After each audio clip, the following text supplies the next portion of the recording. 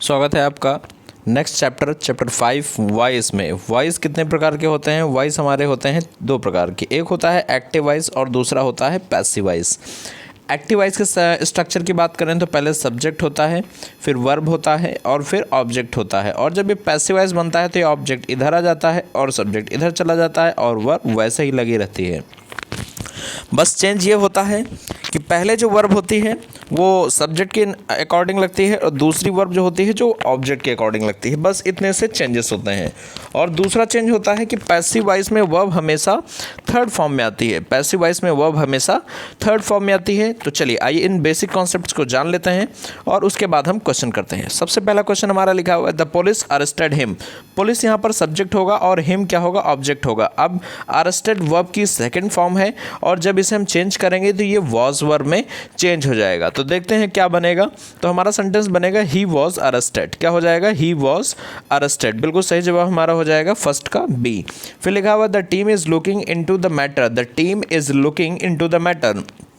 अगर हम इस सेंटेंस को ध्यान दें तो ये हमारा प्रेजेंट कॉन्टिन्यूअस है और प्रेजेंट कॉन्टिन्यूअस जब चेंज होता है तो उसमें बीइंग का यूज़ करते हैं। तो बन जाएगा the matter is being looked into by the team. तो अब दो प्रीपोजिशन एक साथ आए हैं तो हम दो प्रीपोजिशन एक साथ यूज़ कर सकते हैं। तो ऑप्शन सी हमारा बिल्कुल करेक्ट आंसर होगा, ऑप्शन सी बिल्कुल। फिर क्वेश्चन नंबर थर्ड की बात करते हैं। क्वेश्चन नंबर थर्ड देखते हैं क्या लिखा हुआ है। क्वेश्चन नंबर थर्ड लिखा हुआ है हमारा you are being laughed at by them. तो देखेंगे यहाँ पर लाफ्ड लिखा हुआ है और बीइंग भी लिखा हुआ है। ये ऑलरेडी पैसिव वॉइस में है। ये ऑलरेडी किस में है? पैसिव वॉइस में है। और पैसिव से हमें एक्टिव बनाना है तो बनेगा एट बाय देम। तो हो जाएगा दे वर, है ना। क्या बनेगा हमारा सेंटेंस? दे आर बन जाएगा। दे के साथ और आर बनाना, दे आर लाफिंग। तो ये सेंटेंस हमारा बन जाएगा दे आर सेंटेंस देखिए ऑप्शन कहाँ गया? हाँ, they are laughing at you. तो ये हो जाएगा हमारा ऑप्शन डी हो जाएगा बिल्कुल correct answer, they are laughing at you. फिर क्वेश्चन नंबर 4 की बात करते हैं। लिखा हुआ है the fire engulfed the building. Engulfed के साथ हमेशा इन आता है, ये बात हमेशा याद रखना। इनगल्फ्ड के साथ हमेशा क्या आता है? इन आता है। और इनगल्फ्ड वर्ब की कौन सी फॉर्म लिखी हुई है? Second form. मतलब बनेगा पास्ट इंडेफिनिट का पैसिव वॉइस। और पास्ट इंडेफिनिट का पैसिव वॉइस बनता है तो बनता है वॉज वर्ब। तो बनेगा द बिल्डिंग वॉज इनगल्फ्ड। तो बनेगा द बिल्डिंग वॉज इनगल्फ्ड इन। अब देखते हैं इनगल्फ, द बिल्डिंग वॉज इनगल्फ्ड। देखते हैं कहाँ पर लिखा हुआ है। तो इसका ऑप्शन हमारा कौन सा बन रहा है? ऑप्शन बन रहा है 4 का सी। करेक्ट ऑप्शन हमारा क्या हो जाएगा? 4 का सी हो जाएगा। फिर आगे बढ़ते हैं 5 और लिखा हुआ वाटर फिल्स द टब। तो लिखा हुआ वाटर फिल्स द टब तो हो जाएगा the tub is filled with water. तो ऑप्शन 5 का सी होगा। 5 का भी क्या आंसर हमारा हो जाएगा? सी।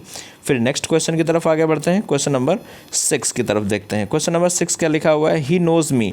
बहुत ही छोटा सा क्वेश्चन है। तो ही नोज मी का हो जाएगा I am known to him. हो जाएगा I am known to him. फिर नेक्स्ट क्वेश्चन लिखा हुआ है कॉल हर। तो कॉल हर यहाँ पर सिर्फ वर्ब है और ऑब्जेक्ट है, इंपरेटिव सेंटेंस है। तो क्या बनेगा इसका? लेट से बन सकता है और यू आर से भी बन सकता है। तो चलिए ऑप्शन में हमारे यू आर का नहीं है तो हम लोग अपना दिमाग नहीं लगाएंगे। लेट से देखते हैं क्या बनेगा। लेट से बनेगा लेट हर बी कॉल्ड। तो क्या हो जाएगा? Let her be called. Option C हो जाएगा। ऑप्शन सी हमारा क्या होगा? करेक्ट आंसर होगा। फिर क्वेश्चन नंबर 8 देखते हैं। क्वेश्चन नंबर 8 में देखेंगे स्पीक लाउडली लिखा हुआ है। ये भी हमारा सेंटेंस इंपरेटिव है। ये हमारा लेट से नहीं बन सकता क्योंकि लेट एक प्रीपोजिशन होता है और प्रीपोजिशन के बाद ऑब्जेक्ट चाहिए होता है और ऑब्जेक्ट इसमें है ही नहीं। तो चलो आप देख लेते हैं। तो ये बनेगा हमारा यू आर से। तो देखते हैं क्या बनेगा। पहला ऑप्शन लेट से है तो इसे हटा देते हैं। दूसरा ऑप्शन लिखा हुआ है you are ordered to speak loudly. तो ये आंसर हमारा हो जाएगा। लेकिन बाकी के रेस्ट ऑप्शन को भी देख लेते हैं। लिखा हुआ है you are ordered to spoke. Spoke नहीं होगा, टू के बाद हमेशा वर्ब की फर्स्ट फॉर्म आएगी। तो ऑप्शन सी भी करेक्ट है, एकदम रिजेक्ट है। You are ordered to speak तो ये भी हमारा बिल्कुल रिजेक्ट ऑप्शन है। तो ऑप्शन बी हमारा बिल्कुल करेक्ट होगा। क्वेश्चन नंबर 8 का ऑप्शन हमारा बी होगा। फिर क्वेश्चन नंबर 9 की तरफ बढ़ते हैं। क्वेश्चन नंबर 9 देखते हैं क्या कह रहा है। क्वेश्चन नंबर 9 में लिखा हुआ I have to finish this work. लिखा हुआ I have to finish this work. तो देखते हैं इसका सही जवाब हमारा क्या होगा। तो लिखा हुआ this work has to be finished by me. Option क्या हो जाएगा? सी होगा करेक्ट आंसर। ऑप्शन सी होगा बिल्कुल करेक्ट आंसर। फिर लिखा हुआ I am to do it. तो लिखा हुआ I am to do it. तो इसका सही जवाब होगा I am to do it लिखा हुआ है, राइट। तो इसका हम लोग देखते हैं I am to do it. तो इसमें क्वेश्चन नंबर 10 में देखते हैं क्या होगा सही जवाब। तो होगा तो इसका हो जाएगा it is to be done. It is to be done होना चाहिए। It is to be done. तो यहाँ पर इट गायब है, ऑप्शन ए से हम थोड़ा सा मैच कर लेंगे, यहाँ पर इट होना चाहिए था, तभी हमारा सही जवाब होगा। तो हमारा सही जवाब में क्या हो जाएगा, 10, जो ऑप्शन 10 है हमारा, उसमें होना चाहिए था it is to be done. बिल्कुल सही जवाब हमारा हो जाएगा it is to be done, right. तो इस तरह से हम क्वेश्चन को अटेम्प्ट करते हुए चलेंगे। तो यहाँ पर होना चाहिए था it is to be done by me, it is to be done, ठीक है, it is to be done होना चाहिए यहाँ पर, बिल्कुल। फिर क्वेश्चन नंबर 11 की तरफ हम लोग आगे बढ़ते हैं।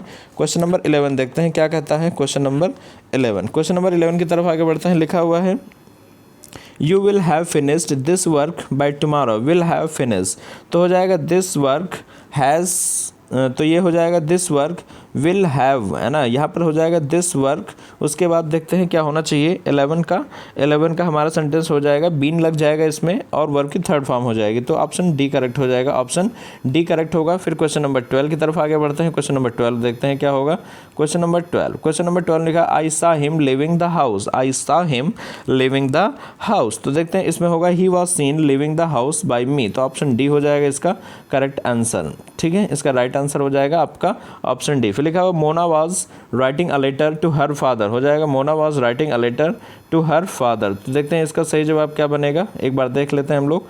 तो Mona was writing a letter, तो हो जाएगा a letter was being written by Mona to her father, तो हो जाएगा a letter was being written by Mona to her father, option C बिल्कुल करेक्ट आंसर हो जाएगा क्वेश्चन नंबर 13 का ऑप्शन सी। फिर आगे बढ़ते हैं someone gave her a bulldog, तो इसमें देखते हैं क्या लिखा हुआ है someone gave her to a bulldog, तो समवन इनडेफिनिट प्रोनाउन आया है तो इसे हमें यूज़ ही नहीं करना है, जब इसका हम पैसिव वॉइस बनाएंगे तो इसका यूज नहीं करेंगे। लिखा हुआ है someone gave her a bulldog, तो इसमें देखो क्या बनेगा आपका क्वेश्चन नंबर कौन सा है 14 है, 14 में बन जाएगा a bulldog was given to her, a bulldog was given to her, option B correct होगा। फिर लिखा हुआ my car is driven by her, question number 15 में लिखा हुआ है my car is driven by her, तो हो जाएगा she drives my car, option C. ये क्योंकि पैसिव वॉइस है, क्वेश्चन हमारा पैसिव वॉइस में है तो ऑप्शन एक्टिव वॉइस आ जाएगा। Did she make a voice decision, did she make a voice decision, है ना, तो इसमें हमारा सेंटेंस इंटरोगेटिव है तो पैसिव वॉइस भी हमारा इंटरोगेटिव होगा। ये बात हमेशा याद रखना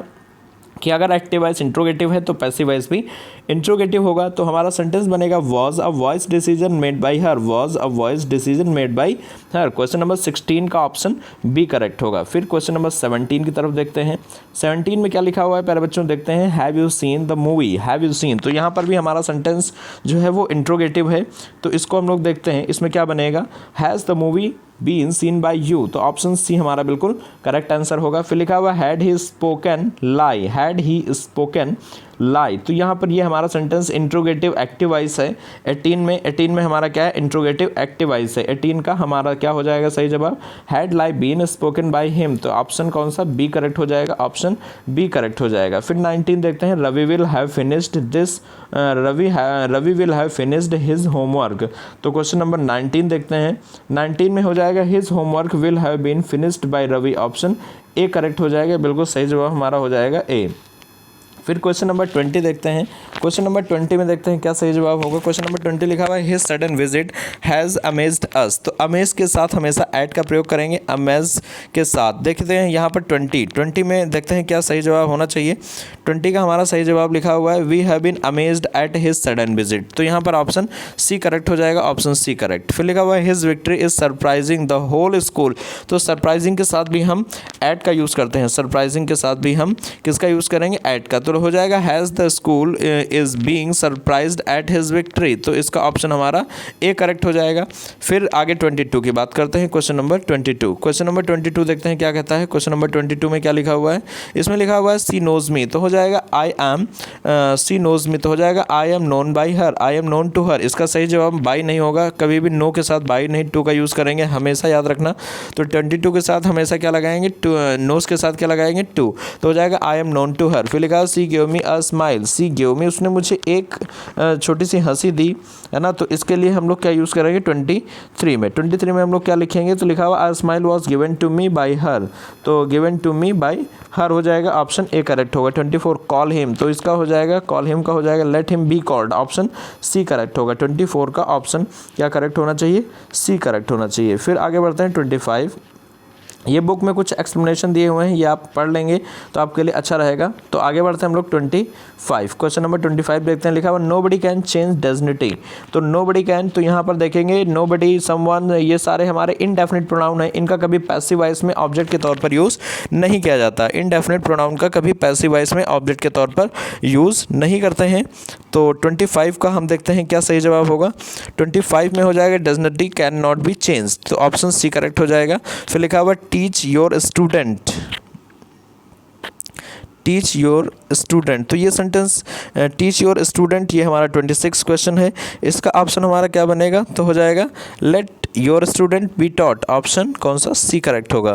फिर लिखा हुआ drive the car, drive verb है, द कार ऑब्जेक्ट है, तो हो जाएगा let the car be driven, तो हो जाएगा let the car be driven. तो ऑप्शन 27 का ऑप्शन हमारा हो जाएगा you are ordered to drive the car. हाँ बिल्कुल, ये भी ऑप्शन हमारा हो सकता है, और यहाँ पर अगर हम ड्राइवन लगा लें तो भी हमारा ऑप्शन हो सकता है। तो 27 का ऑप्शन हमारा हो जाएगा डी। 27 का बिल्कुल सही जवाब हमारा क्या होगा, डी होगा। फिर आगे बढ़ते हैं 28 की तरफ। 28 में देखते हैं क्या होगा भाई। 28 में लिखा हुआ है प्लीज़ ओपन द डोर, तो हो जाएगा, अगर इसके दो आंसर बन सकते हैं, लेट, तो प्लीज़ ओपन द डोर अगर लिखा हुआ तो यहाँ पर रिक्वेस्ट करी गई है। जी हाँ, 28 में हमारे में क्या करी गई है, रिक्वेस्ट, तो हो जाएगा you are requested to open the door. Requested जरूर होगा क्योंकि प्लीज़ को किस में चेंज करेंगे, रिक्वेस्टेड में। फिर लिखा हुआ ओबे द रूल्स, तो यहाँ पर देखो क्या कहा गया, ओबे द रूल्स की बात करी गई है, रूल मानने की बात करी गई है। तो 29 का सही जवाब हमारा हो जाएगा यू आर एडवाइज्ड, आपको सलाह दी जाती है कि आप रूल को माने, you are advised to obey the rules. फिर क्वेश्चन नंबर 30 की बात करते हैं। 30A, you should ask her name, you should ask her name. 30, तो 30 का देखते हैं क्या होगा हमारा, her name should be asked by you, तो ऑप्शन क्या हो जाएगा, ए हो जाएगा करेक्ट आंसर। फिर लिखा है व्हाट आर यू ईटिंग, तो इसमें देखेंगे यू सब्जेक्ट है, व्हाट ऑब्जेक्ट है।